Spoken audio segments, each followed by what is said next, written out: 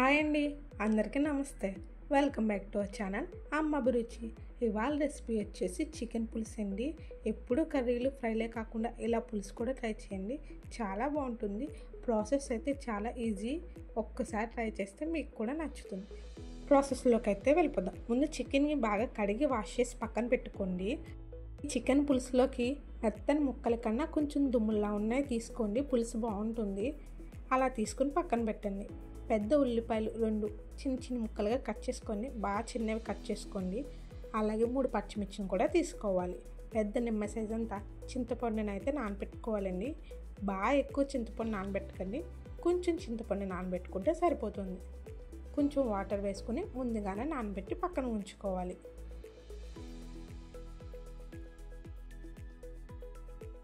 ఇప్పుడు ఒక గిన్నెనైతే అయితే తీసుకోండి.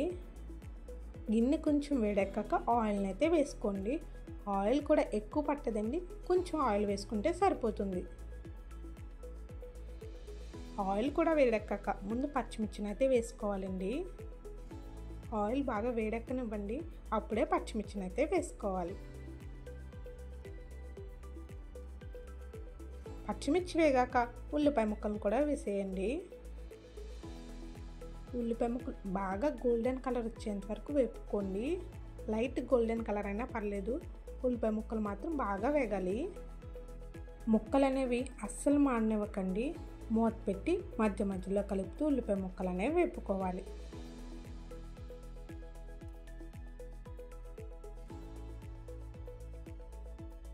ఉల్లిపాయ ముక్కలు అనేవి బాగా వేగాక ఇందులో చికెన్ అయితే వేసేసుకోవాలండి.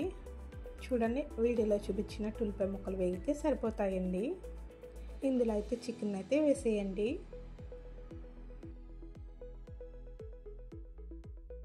ఈ చికెన్లోకి ముక్కలు అనేవి కొంచెం దుమ్ములు అయితే బాగుంటాయండి. మెత్తని ముక్కల కన్నా ఇలాంటి దుమ్ములు తీసుకోండి, పులుసు టేస్టీగా ఉంటుంది.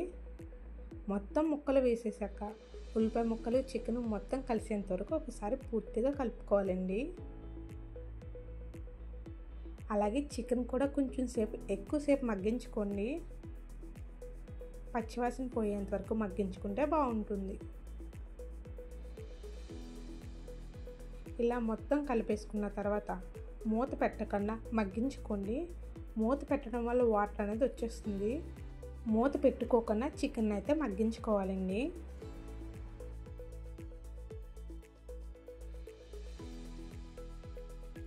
ఒక 6 నుంచి 7 నిమిషాల వరకు మగ్గించుకోండి చికెన్ని, మూత పెట్టుకోకుండా. చూసారా, నాకు వాటర్ అనేది రాలేదు. ఇలా మగ్గించుకుంటే సరిపోతుంది.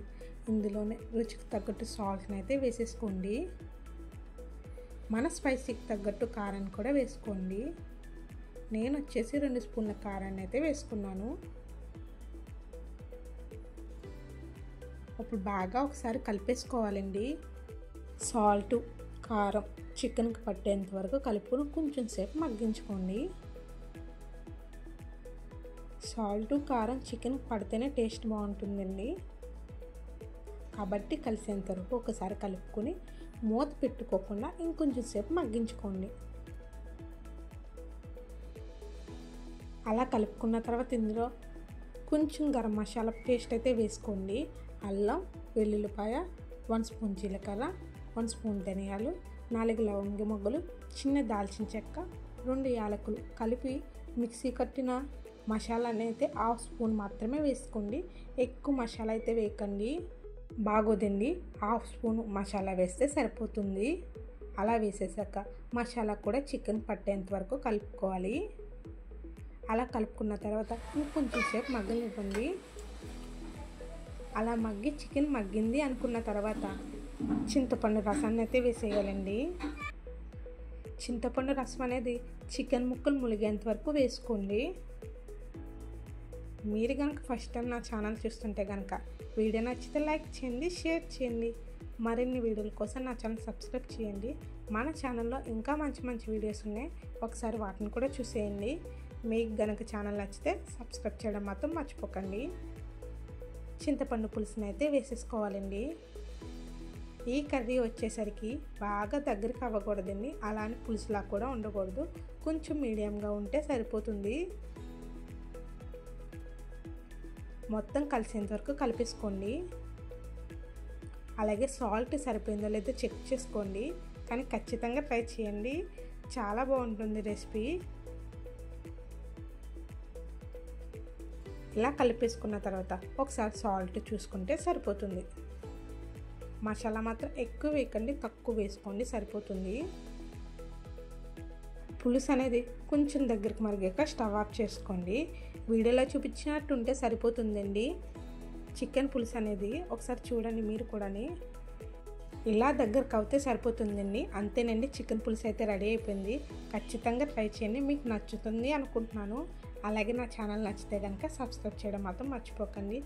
లైక్ చేయండి, షేర్ చేయండి. Thanks for watching.